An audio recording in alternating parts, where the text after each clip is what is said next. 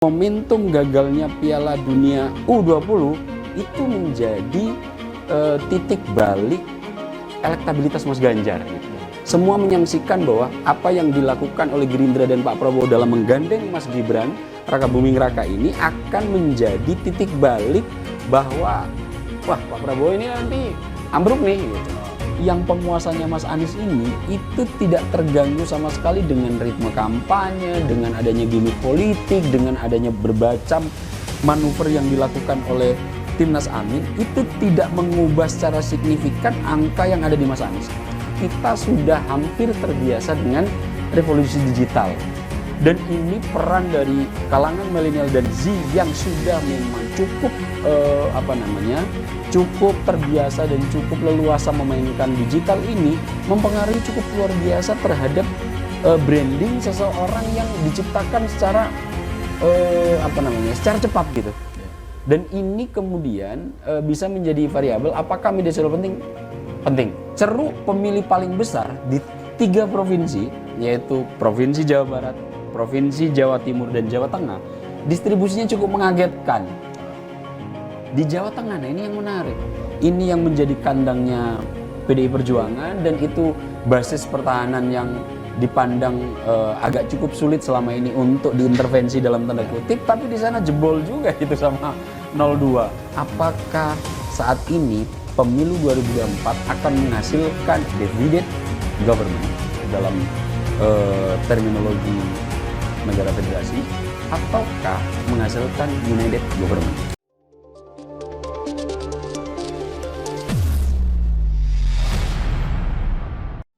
Ya baik pemirsa, kita kembali lagi dalam Breaking News Sinpo TV untuk memantau jalannya quick count perhitungan cepat pemilu tahun 2024. Dan kali ini kita akan melanjutkan diskusi dengan narasumber yang lebih oke lagi, yaitu di sini ada Direktur Eksekutif Skala Survei Indonesia, ada Bang Abdul Hakim.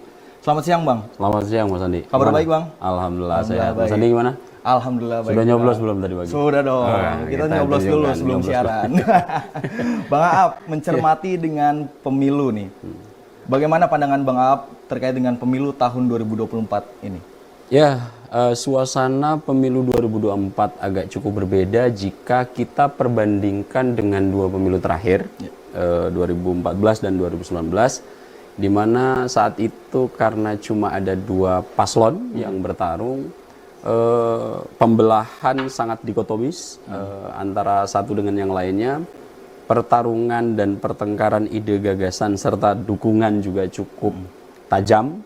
Benturan-benturan yang terjadi di lapangan bahkan sempat membuat seolah-olah Indonesia terbelah dan terpecah menjadi 2. Akan tetapi untuk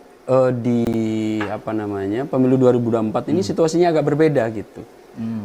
Karena saat ini tidak lagi hanya terbelah menjadi 2 klaster yang ada 2 calon, sekarang ada 3 pasangan calon yang bertarung dalam kontestasi ini, sehingga suasananya tidak se ekstrim 2014-2019.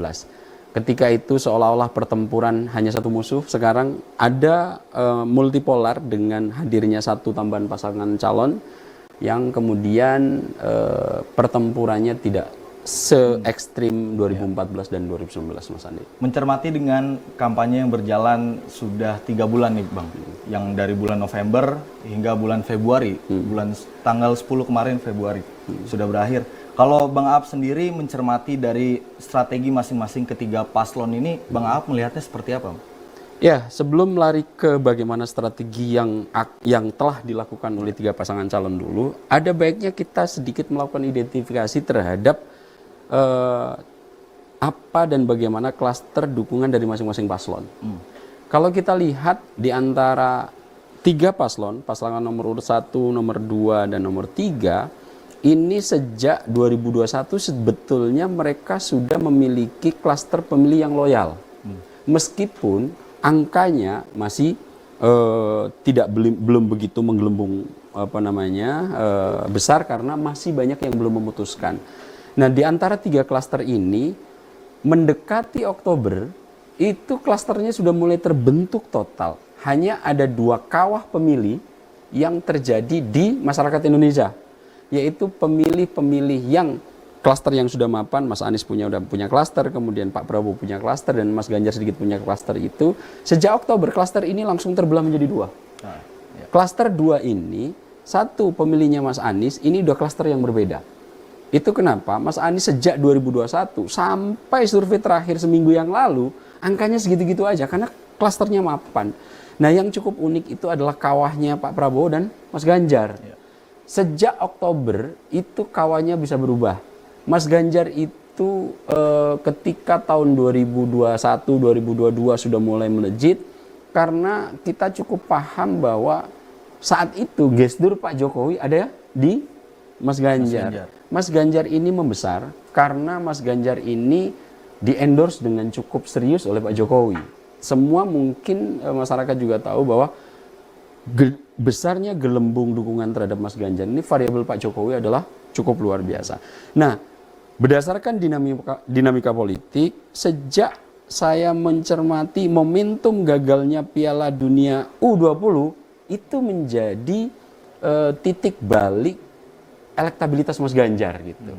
Kenapa? Karena U20 yang gagal itu akhirnya membuat adanya ketidaknyamanan dalam tanda kutip Pak Jokowi untuk terus menggendong Mas Ganjar gitu. Karena Pak Jokowi kita tahu cukup berharap banget U20 itu bisa dihelat, karena itu nanti akan menjadi salah satu legasi di mana Timnas Indonesia akan bisa berkiprah di Piala Dunia untuk pertama kalinya, meskipun itu bukan U senior, tapi hanya Timnas U20. Akan tetapi dengan adanya penolakan yang keras waktu itu dikomandani oleh PDIP, karena dalam tanda kutip adanya ketidaksepahaman ide, dan yang menyuarakan langsung itu dua gubernur PDIP gitu. Satu Mas Ganjar, yang kedua adalah Gubernur Bali, Wayne Koster. Nah, sejak itu ada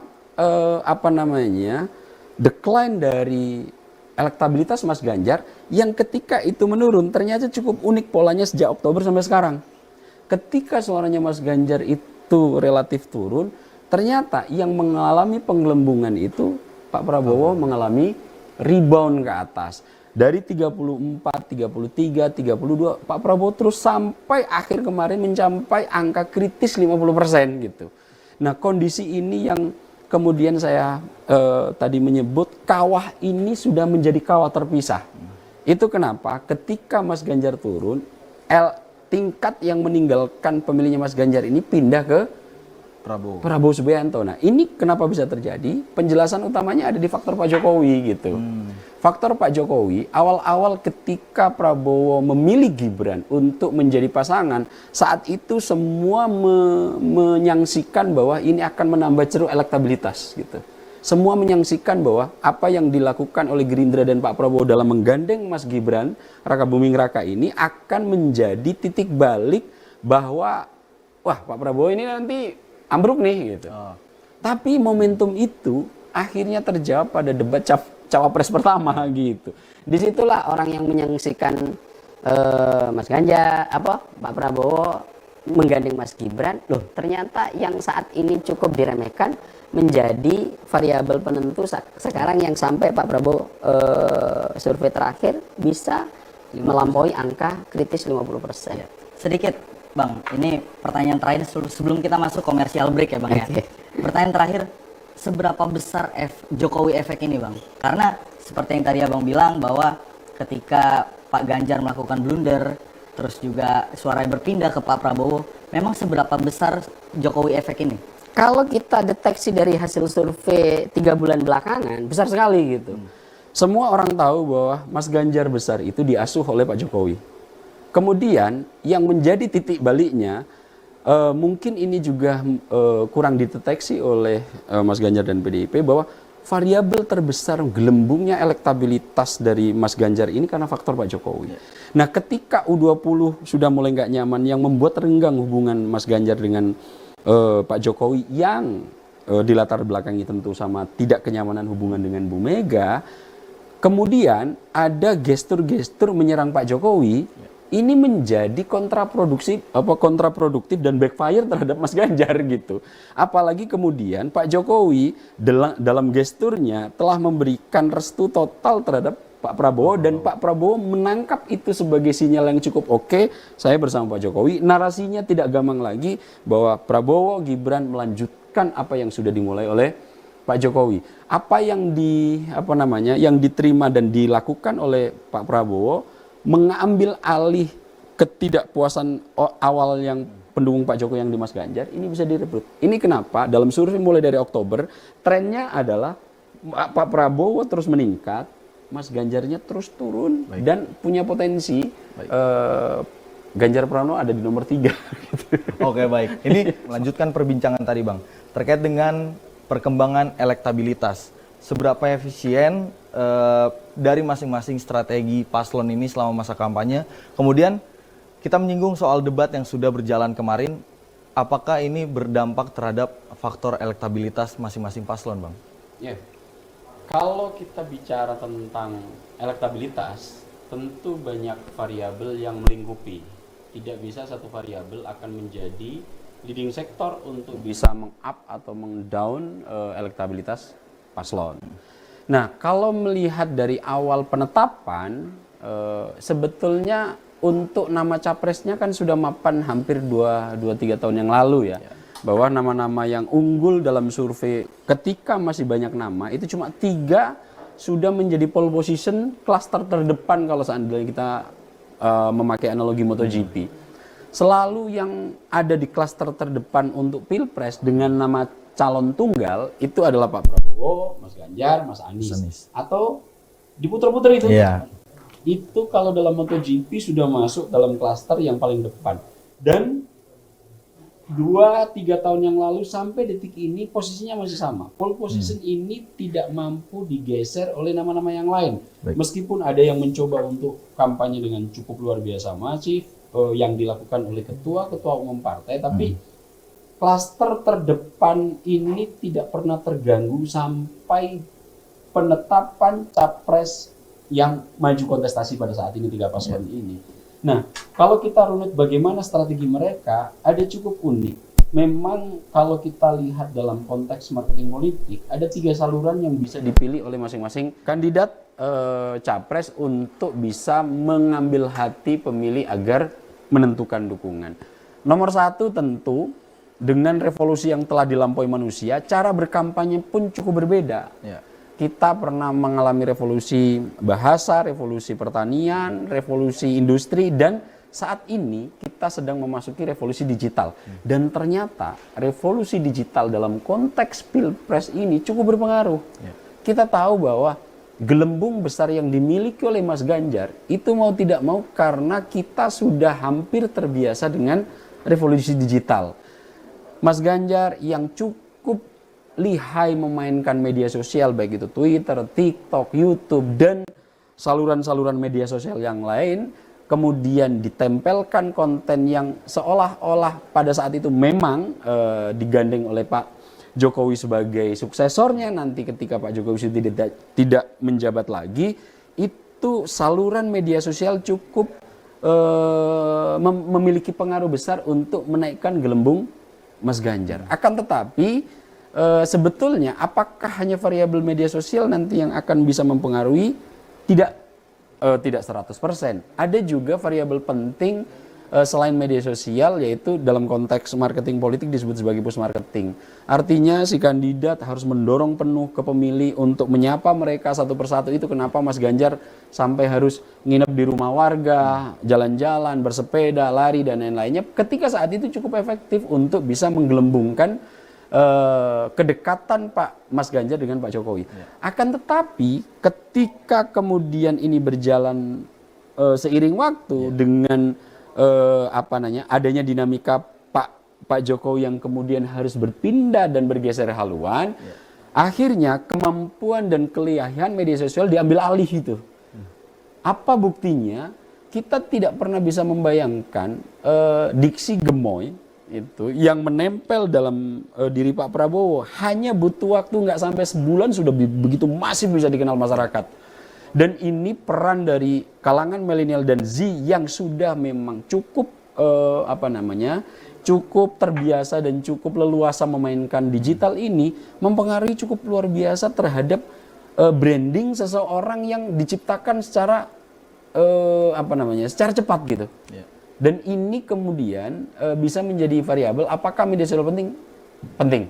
Tapi itu bukan satu-satunya variabel. Kita juga melihat bagaimana jogetnya Pak Prabowo yang dulu tidak begitu banyak mendapat lirikan, adanya media digital yang gayanya kayak silat itu, karena memang Pak Prabowo ketua umum IPSI sudah 35 tahun dia menjadi ketua umum IPSI gitu ya. Dan jogetnya itu dengan waktu nggak sampai 1 bulan itu udah menjadi konsumsi umum cukup luar biasa. Nah, media sosial ini saya melihat pengaruh terbesarnya itu terhadap pemilih Z dan milenial.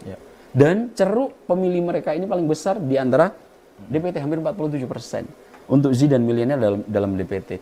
Nah, apakah kemudian ini cukup? Tidak juga. Masih ada variabel push marketing yang kemudian Pak Prabowo kemarin mengelilingi Indonesia, Mas Ganjar mengelilingi Indonesia, begitu pun Mas Anies, karena apapun yang tercipta dalam imajinasi ketika tidak bertatap langsung untuk mendengarkan ide gagasan, itu juga akan cukup mengaruhi. Nah, saluran-saluran ini saya melihat bahwa cukup apik dimainkan oleh ketiganya sebetulnya, hanya saluran tidak akan begitu efektif jika konten yang dipersiapkan tidak kuat gitu. Nah, konten-konten Pak Prabowo yang dulu sangat persepsi masyarakat sangat keras. Sangat berapi-api, tiba-tiba diciptakan baru dengan gembong yang sifatnya lucu dan menggemaskan gitu. Pak Prabowo menjadi sosok yang lucu dan menggemaskan gitu dengan hadirnya gemoy. Dan ini bisa dilakukan oleh kalangan Z dan milenial cukup apik, dan ini juga menjadi variabel penting. Dan itu kita lihat juga Pak Prabowo cukup nyaman dengan predikat baru itu, yang kemudian ini dipertahankan. Itu kenapa ketika debat kemarin Pak Prabowo itu pakai strategi defensif. Yang di debat capres pertama Mas Anies sama ofensif gitu. Oke, di debat kedua ofensif lagi. Akan tetapi strategi yang dipilih Pak Prabowo yang defense dan ofensifnya Mas Anies dan Mas Ganjar bukan kemudian mereduksi elektabilitasnya Pak Prabowo, tapi itu malah kontraproduktif, backfire, yang akhirnya di situ titik naik elektabilitas Pak Prabowo terus terjadi gitu. Akhirnya debat terakhir Mas Andi yang saya memberikan catatan serius, Anies Baswedan yang begitu ofensif, wah kayaknya strateginya salah nih. Akhirnya dia tidak lagi memakai itu, meskipun Mas Ganjar di tengah perdebatan itu tidak begitu menyerang, tapi di closingnya nyerang balik lagi.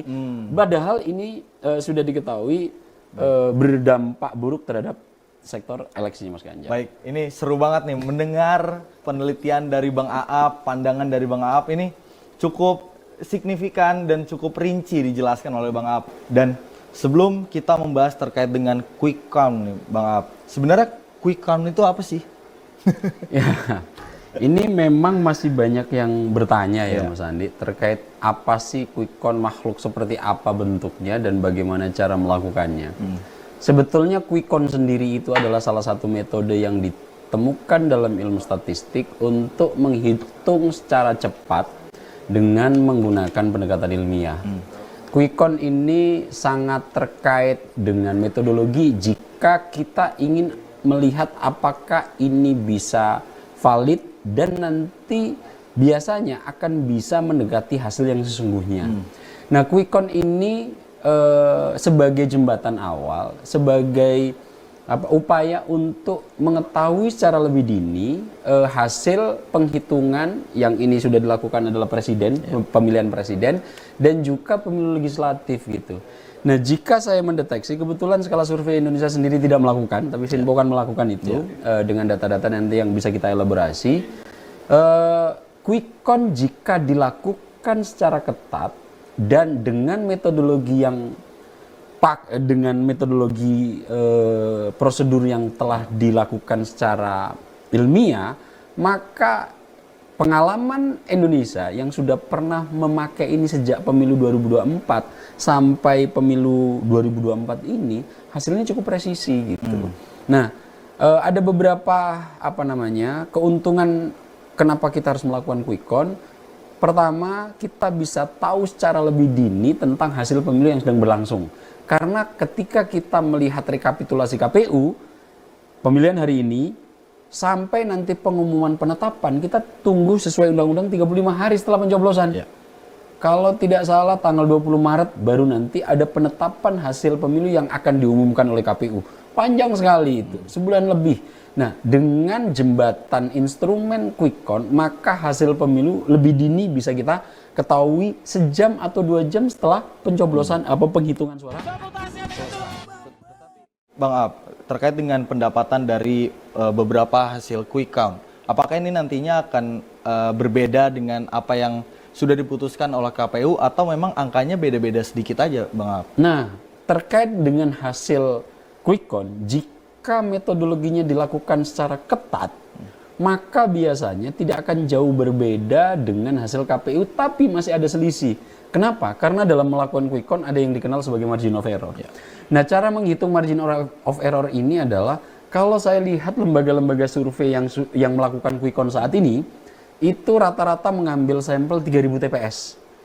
Kalau kita hitung berdasarkan jumlah TPS yang ada di Indonesia, 820.000 sekian itu, 800.020 sekian itu, dengan mengambil sampel 3.000 TPS, maka saya hitung margin of error-nya itu sekitar di angka 1,7%-an.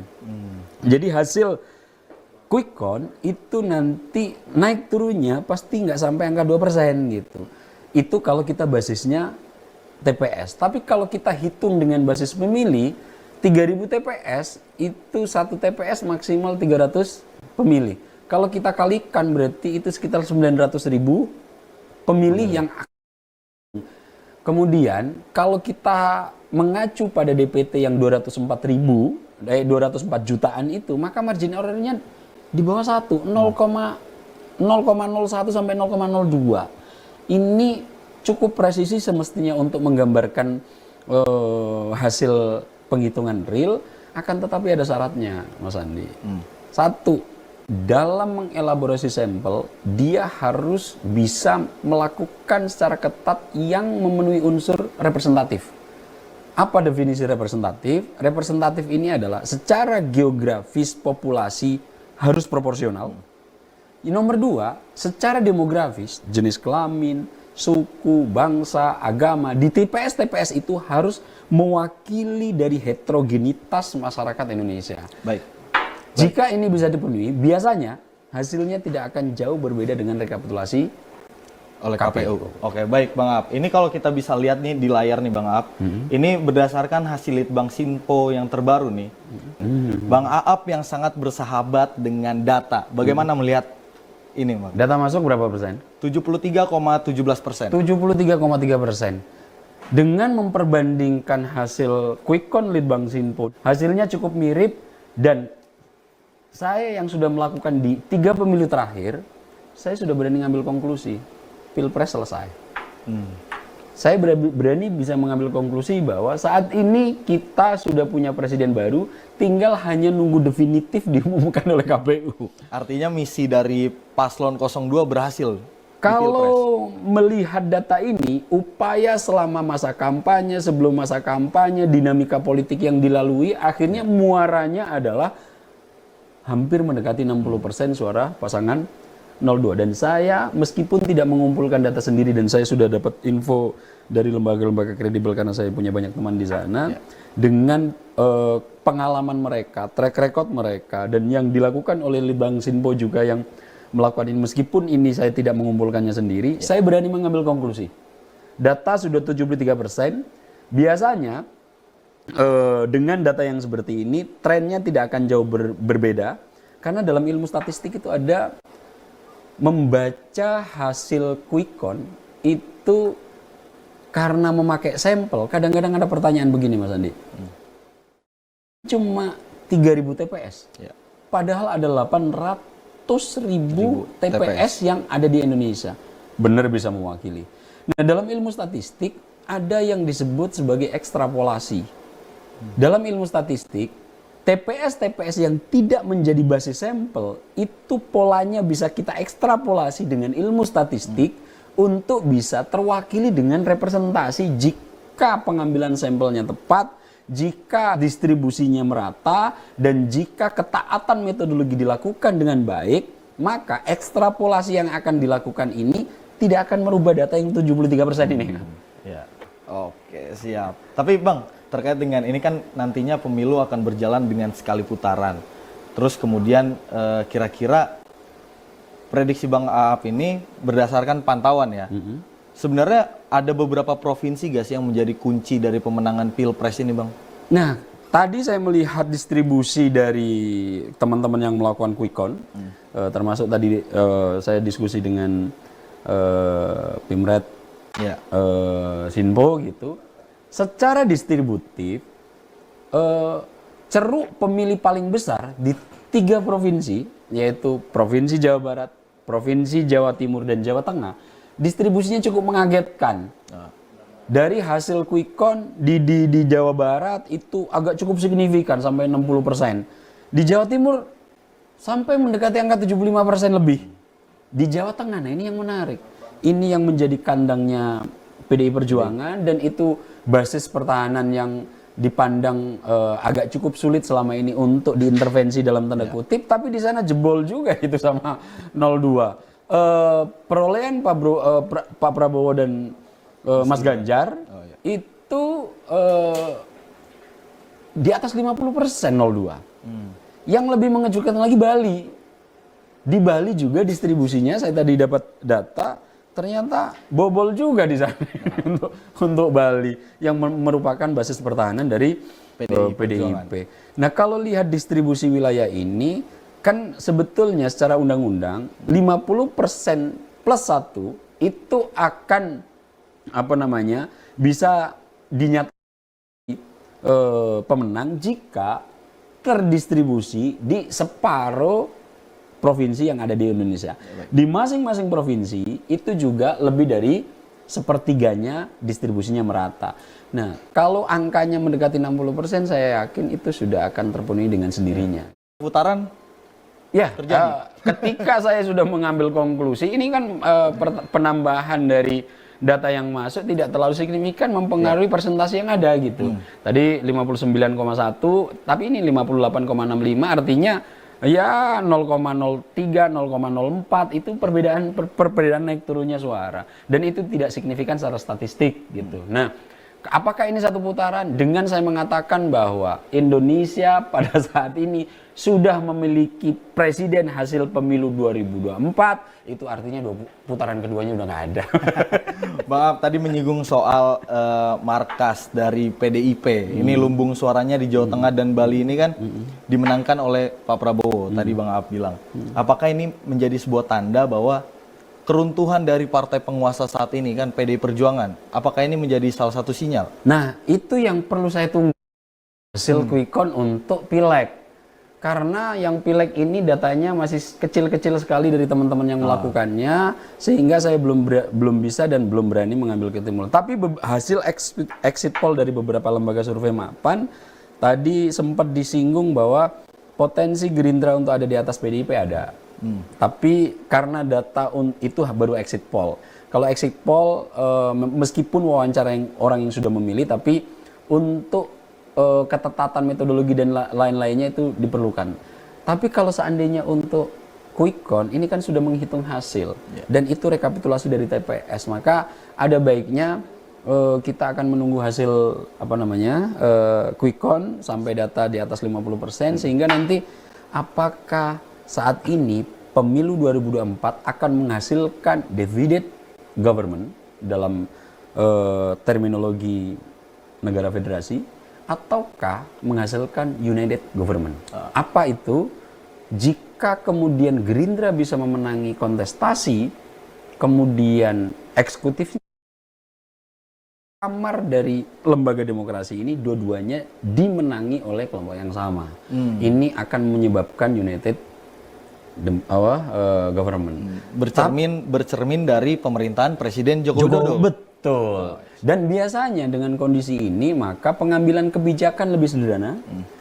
Pembangunan-pembangunan yang akan dilakukan relatif tidak akan terkendala secara lebih serius, karena nanti stabilitas politik, stabilitas pengambilan kebijakan, stabilitas dalam mengelaborasi program menjadi satu suara antara eksekutif dan Legislatif. Saya berharap dan masih menunggu bagaimana apakah Gerindra juga nanti akan bisa memenangi kontestasi Pileg. Tapi tadi mendengar sedikit dari hasil exit poll teman-teman itu Partai Gerindra ada sedikit di atas PDIP.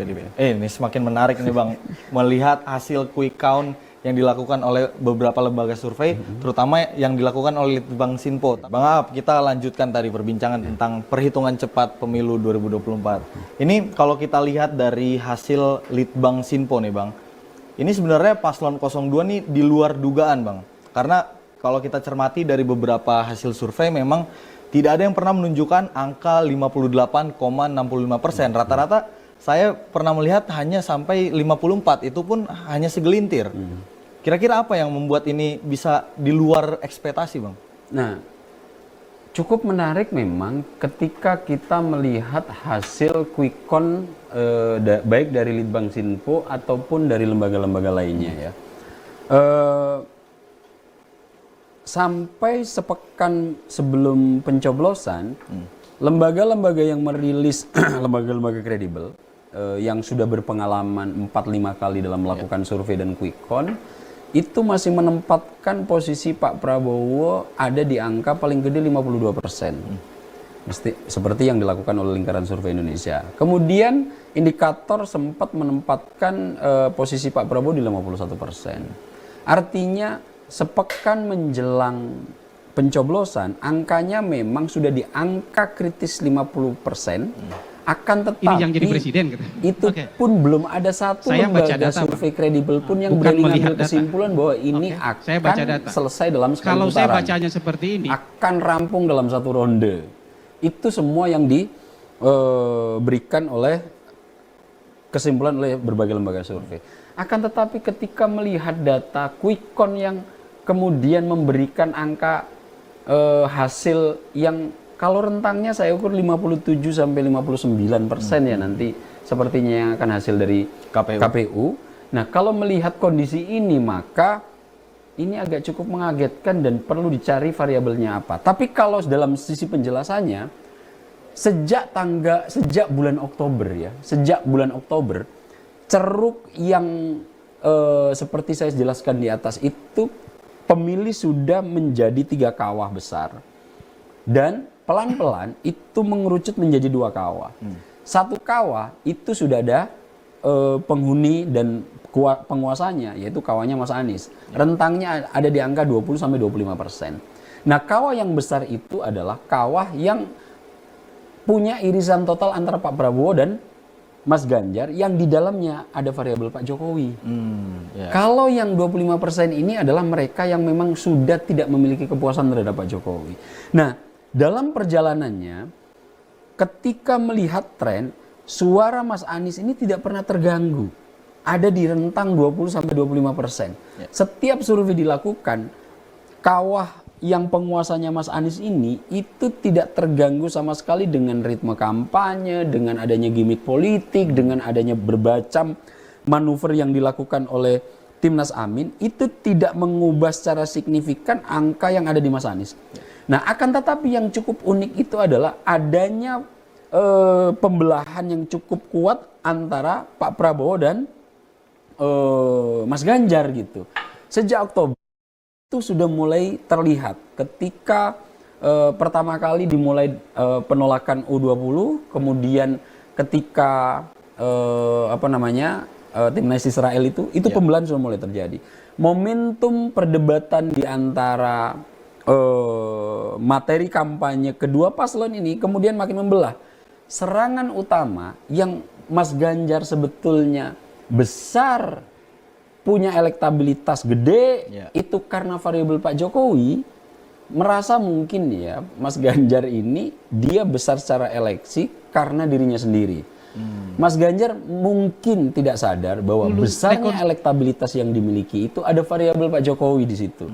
Nah, ketika kemudian Mas Ganjar memutuskan untuk melawan Pak Jokowi, maka narasi yang memang Pak Prabowo mengambil ini untuk melanjutkan apa yang sudah dimulai oleh Pak Jokowi, ini menjadi kontraproduktif, sehingga yang awalnya Pak Mas Ganjar ini banyak di-endorse oleh Pak Jokowi, memiliki elektabilitas banyak, ketika menyerang sebetulnya yang ngefan sama Mas Ganjar ini adalah pemilihnya Pak Jokowi. Itu kenapa akhirnya masuk ke Pak Prabowo. Semakin tinggi Pak Prabowo, semakin rendah Mas Ganjar. Dan sampai titik sekarang, Mas Ganjar kita ingat, survei di awal-awal selalu nomor 1 sampai bulan Oktober. Banyak yang menempatkan posisi Mas Ganjar itu selalu nomor 1, Pak Prabowo ada nomor 2, dan itu saling kejar-kejaran di angka 30-35% gitu ya. Nah, tapi ketika itu Pak Jokowi belum punya sikap tegas untuk siapa yang akan secara asosiatif didukung oleh Pak Jokowi. Nah, kalau sekarang ketika U20 itu secara asosiatif, kalau dulu Pak Jokowi masih menyebut rambut putih, masih menyebut yang lain-lain, tapi kemudian setelah penetapan cawapres Gibran dan awal-awalnya juga Mas Gibran ini ditunjuk sebagai wapres, di situ pembelahan mulai terjadi. Akan tetapi pembelahannya tidak mengusik kolamnya Mas Anies gitu. Nah, inilah yang bisa menjadi penjelasan kenapa kemudian setinggi ini. Pikiran saya nggak akan setinggi ini, tapi trennya memang ketika survei terakhir dilakukan, Pak Prabowo dalam posisi menanjak, Mas Ganjar dalam posisi terjun payung. Tapi saya mau nanya nih Bang Aap, ini kan melihat hasil survei yang cukup begitu tinggi nih paslon 02. Seperti yang kita tahu, saat masa tenang dikeluarkanlah Dirty Vote, film Dirty Vote, kemudian juga ada serangan yang dilontarkan oleh Koni Bakri terkait dengan Prabowo ini hanya dikonsepkan hanya 2 tahun menjabat, sisanya ini Mas Gibran gitu. Ini kan adalah sentimen negatif yang diarahkan kepada paslon 02. Namun berdasarkan hasil survei, apakah tidak efektif serangan yang dilakukan ke 02? Penyebabnya apa, Mas? Nah, kalau kita lihat hasil quick count, tidak perlu melihat hasil survei lagi. Bahwa apa yang dilakukan oleh kelompok-kelompok yang mencoba untuk mereduksi dan meresistensi baiknya approval vote, tingkat kepuasan terhadap Pak Jokowi dengan dirty vote, dirty movie ya. Kemudian ada yang dilakukan Mas Andi Wijayanto bahwa Pak Jokowi itu terkesan sombong gitu ya. Kemudian serangan Mbak Koni terkait bahwa nanti Pak Prabowo cuma 2 tahun, kemudian itu nanti akan diambil alih gitu ya. Nah, kalau melihat hasil quick count ini, justru itu semua makin membuat 02 melambung tinggi. Yang awalnya 51-52, ini hasil quick count yang sudah diperbarui lagi dari Litbang Sinpo, tuh kembali lagi ke angka 59,2. Angka 59,2 dengan data yang masuk sudah 78,4%, dan Mas Ganjar masih stabil di 16,46% nih. Nah, kan? Artinya semua upaya yang dilakukan oleh pasangan 01 dan 03 tidak memberikan dampak cukup luar biasa terhadap turunnya elektabilitas Pak Prabowo Gibran. Nah, kalau kita lihat data ini, kenapa ini bisa terjadi? Saya melihat juga pemilihan strategi yang atau pas. Selin dulu, Sel. Ya, Di sisi 02 juga saya cukup ciamik ya. Yakin ketika serangan itu bertubi-tubi, tidak kemudian dilawan dengan data-data yang nanti secara negatif juga bisa mendiskreditkan dua pasangan yang lain gitu. Dan bahkan di debat yang ketiga, kampanye Pak Prabowo dalam penutupan debat itu sangat relate betul dengan yang biasa dilakukan oleh masyarakat Indonesia. Apa itu? Pak Prabowo, saya mengucapkan terima kasih kepada berbagai pihak, KPU, panitia, dan lain-lainnya. Dan yang lebih hebat lagi, beliau minta maaf terhadap pasangan 01, 02 jika ada cedera selama kampanye itu yang dilakukan. Itu kan sangat relate di seluruh masyarakat kita. Kalau misalnya kita ada majelis taklim, kita ada acara hajatan, itu selalu diucapkan dalam pidato. Saya minta maaf, berterima kasih, berkunjung, dan itu tidak ada di 02. Serangan yang bertubi-tubi kemudian dilihat respon yang dilakukan oleh 02, saya pikir cukup baik dengan cara bertahan, dengan cara yang tidak reaktif berlebihan untuk mengcounter balik. Justru ternyata buahnya adalah kenaikan sampai 7-8%. Dan ini cukup luar biasa gitu. Itu kenapa mungkin dari kacamata saya variabel serangan yang bertubi-tubi ini dan sikap Pak Prabowo yang dulunya memang reaktif secara citra yang kemudian menjadi gemoy, menggemaskan dan lucu itu, dan sikap kerendahan hati yang sudah mulai tertanam di diri Pak Prabowo, mungkin itu yang bisa menambahkan tingkat eleksi 7-8% ini, Mas Andi. Artinya semakin banyaknya serangan yang dilontarkan ke 02 ini menambah simpati publik, Mas. Iya, kalau kita lihat dengan data survei terakhir cuma 51-52%, saat ini meskipun nanti harus saya dalami lagi secara lebih jauh variabel apa yang membuat ini naik, akan tetapi kenaikan 7-8%, saya pikir masyarakat kita adalah adat timur yang sangat menjaga sopan santun, dan itu sebetulnya yang dipakai oleh pasangan 01 dan 03 untuk mencoba melakukan resisten terhadap Pak Prabowo dan Gibran. Akan tetapi mungkin cara naratif yang dipakai itu kurang pas, akhirnya simpatinya malah kembali ke Pak Prabowo dan ini menjadi backfire. Ini yang kemudian bisa menjelaskan mungkin ya, ini saya baru asumsi, kenaikan 6-9% itu variabelnya adalah serangan yang bertubi-tubi yang sebetulnya itu dilakukan oleh orang-orang yang mungkin dalam pandangan masyarakat kita kurang pas untuk melakukan serangan itu. Nah, memang hasil survei seperti ini, seperti quick count ini memang valid ya, Mas ya? Oh, saya tekankan, ini bukan hasil survei lagi. Ini kalau survei itu mengukur persepsi orang. Survei itu hanya valid saat survei dilakukan. Baik. Jadi kalau survei itu kita melakukan bertanya, itu kita mencoba menggali persepsi masyarakat untuk kita tahu, coba tarik trennya. Polanya seperti apa. Nah kalau quick count ini sudah nggak ngukur persepsi lagi. Ini sudah ngukur hasil.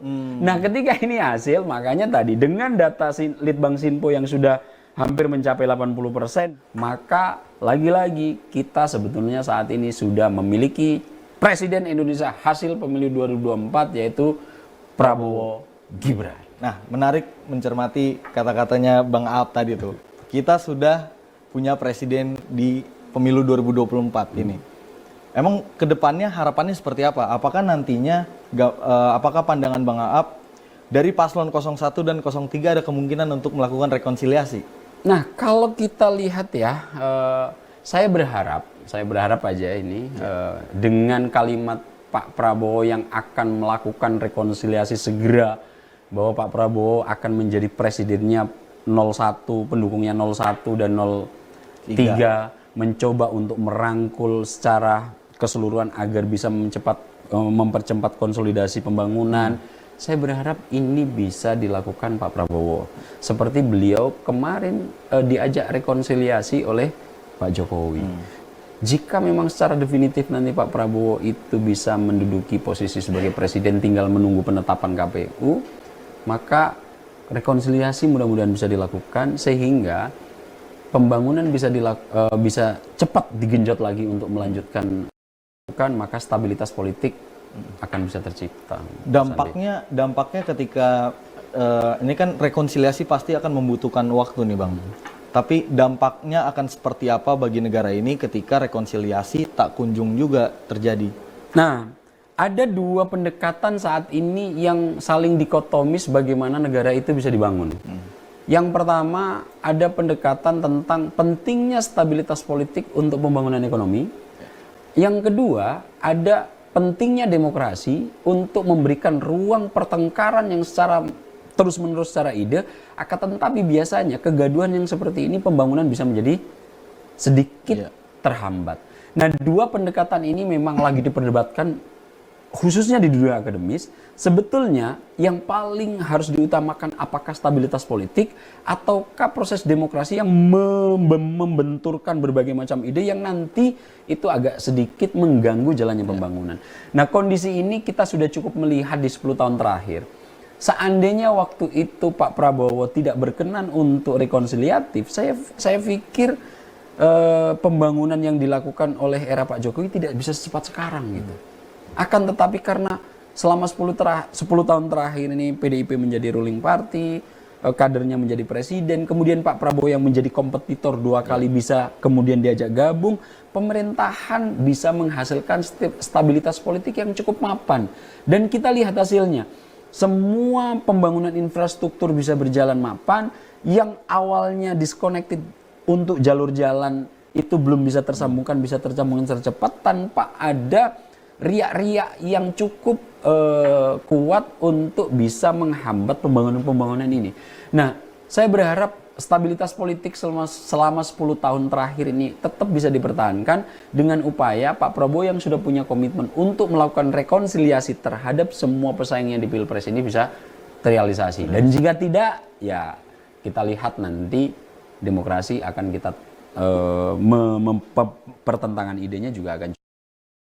Tadi kan pembahasan Bang Aap terkait dengan rekonsiliasi dengan paslon 03. Lalu bagaimana dengan kubu paslon 01 nih, Bang? Karena rata-rata kan ini pendukung Pak Prabowo di tahun 2019 juga sebenarnya kan. Nah, sebetulnya ketiga gitu ya. Dan ketiganya ini, kita jangan pernah lupa bahwa Anies Rashid Baswedan itu adalah juru bicaranya Pak Jokowi di 2014. Iya. Mas Anies ini juga merupakan mendikbud di eranya Pak Jokowi. Sebetulnya secara komunikasi saya yakin tidak akan banyak mengalami kendala serius. Kemudian Mas Anies juga saat ini didukung oleh Partai Nasdem, yang dimana Partai Nasdem menjadi bagian dari kabinet. Ya. Nah, yang kemudian untuk PDIP sekarang yang menjadi sosok guru utama pencapresan Mas Ganjar saat ini juga masih ada dalam kabinet. Sehingga menurut saya probabilitas untuk ini bisa rekonsiliatif itu lebih cepat dan bisa lebih memadai untuk terwujud dibanding tidaknya. Ini perbincangan seru banget nih Bang Aap di Breaking News Info TV. Tadi Bang Aap memperhatikan pidato dari Pak Prabowo dan juga Mas Gibran. Kira-kira yang menarik di bagian mana? Ya, saya dan Mas Andi tadi kan sudah sempat diskusi dan sudah sempat menyinggung juga bahwa Pak Prabowo sepertinya ingin melakukan rekonsiliasi terhadap semua kekuatan-kekuatan yang saat ini sedang bersaing demi segera menyongsong Indonesia Emas 2045. Dan asumsi saya, dugaan saya yang sudah kita bahas di segmen beberapa sebelumnya, ternyata itu mendapatkan afirmasi dari Pak Prabowo langsung untuk menanggapi hasil quick count gitu. Dan Pak Prabowo nonton kita juga lagi. Yang nomor satu, Pak Prabowo memiliki empati yang cukup tinggi.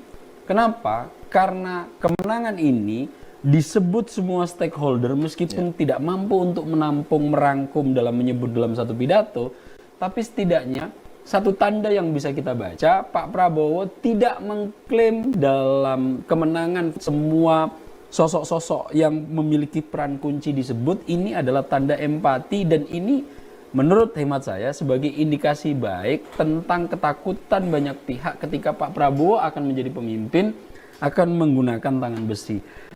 Kalimat Pak Prabowo, dia akan melakukan kolaborasi dengan berbagai macam kekuatan, kemudian tadi diimbangi oleh Mas Gibran yang juga akan segera merencanakan soan kepada paslon-paslon yang lain untuk merajut rekonsiliasi, tentu ini pertanda baik.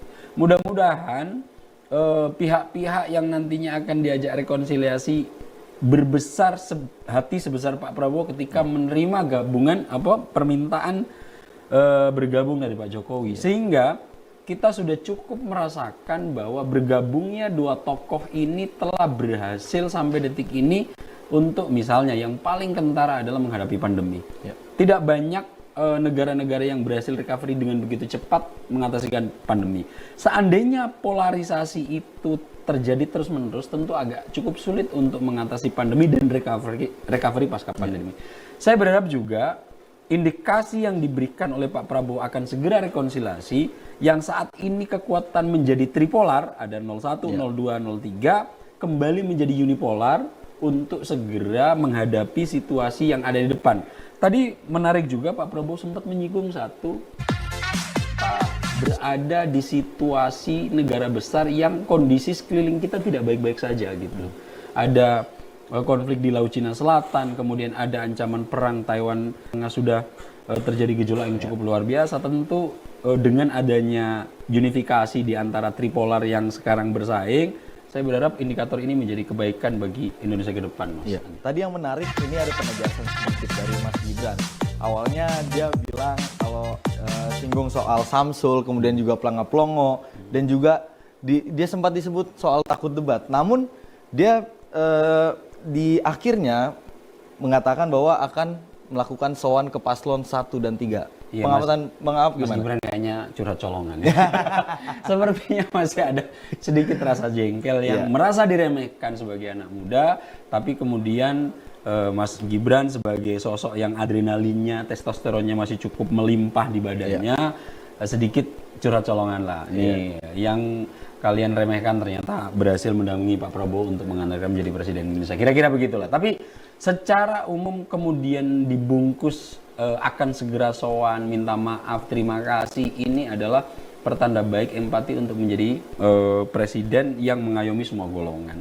Dan ini tentu kita juga berharap rekonsiliasi benar-benar dilakukan dan pihak-pihak saat ini yang masih terpecah secara kekuatan, meskipun kita masih harus menunggu 35 hari lagi, tepatnya tanggal 20 Maret untuk secara definitif ditetapkan oleh Komisi Pemilihan Umum sebagai paslon terpilih. Tentu upaya-upaya yang akan segera direncanakan Pak Prabowo dan Gibran ini menjadi pertanda baik lah buat Indonesia. Baik, Bang Aap, kita bisa lihat sedikit nih terkait dengan Litbang Sinpo update terbarunya itu data sudah masuk di angka 88,23%. Dan ya seperti dugaan kita bahwa paslon 02 masih memimpin di angka 58,41%. Artinya memang kalau menurut Bang Aap yang tadi sebelum-sebelumnya udah bilang udah presiden udah jadilah ini Prabowo ya kan. Tapi Bang Aap sedikit terkait dengan legislatif, Bang Aap, bagaimana kondisinya saat ini?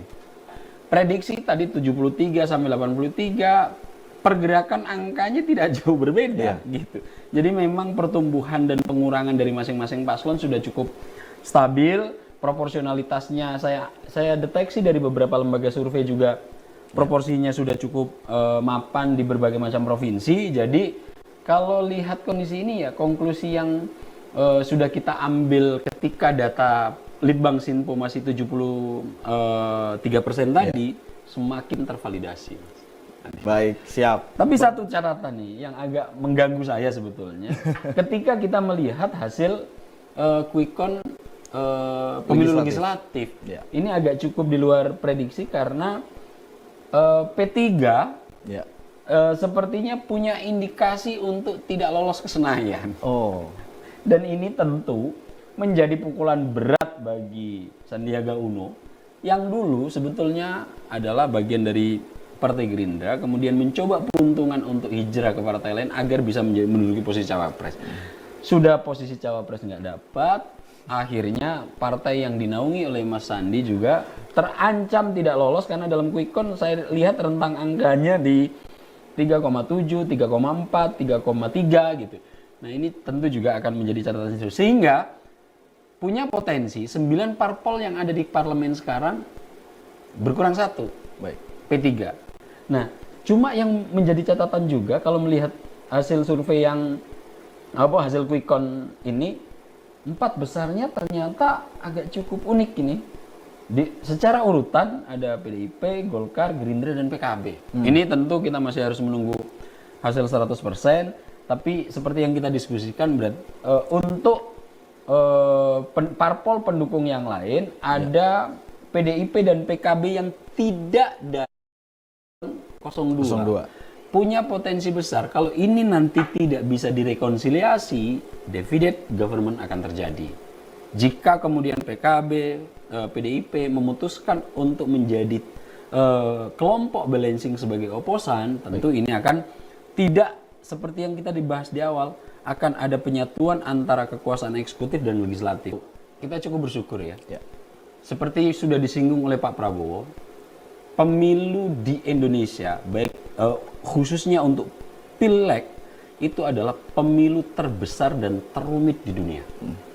Pemilu ini melibatkan jutaan KPPS, ratusan juta pemilih, ribuan TPS, yang itu semua harus selesai dalam 1 hari.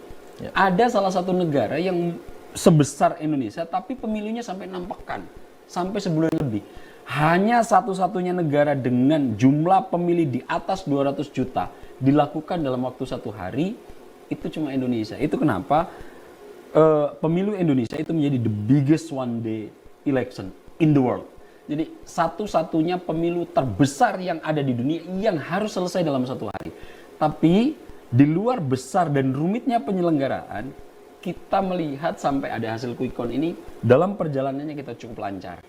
Siap.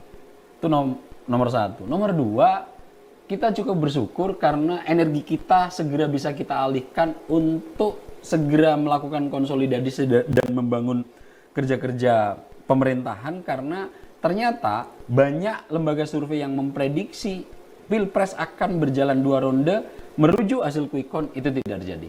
Bahwa Pilpres akan selesai dalam 1 ronde.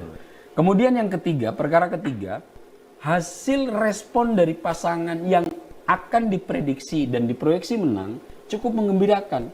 Di sana ada kesantunan, di sana ada etika, di sana ada empati, di sana ada niat rekonsiliasi, di sana ada niat untuk membangun secara bersama-sama. Ini menjadi indikator baik agar nanti proses pembangunan untuk menghadapi Indonesia Emas 2045 bisa terwujud. Nomor terakhir, ya saya cukup bahagia melihat hasil quick count prediksi untuk Pileg dan Pilpres. Oke, baik. Terima kasih banyak Bang Aap sudah mampir di Sinpo TV, sudah menyempatkan Terima kasih waktunya. juga Mas Andi atas kesempatan yang sudah diberikan. Baik, sama-sama Bang Aap. Semoga sehat selalu ya. Semoga Alhamdulillah, kita sama-sama. bisa bertemu di breaking news selanjutnya.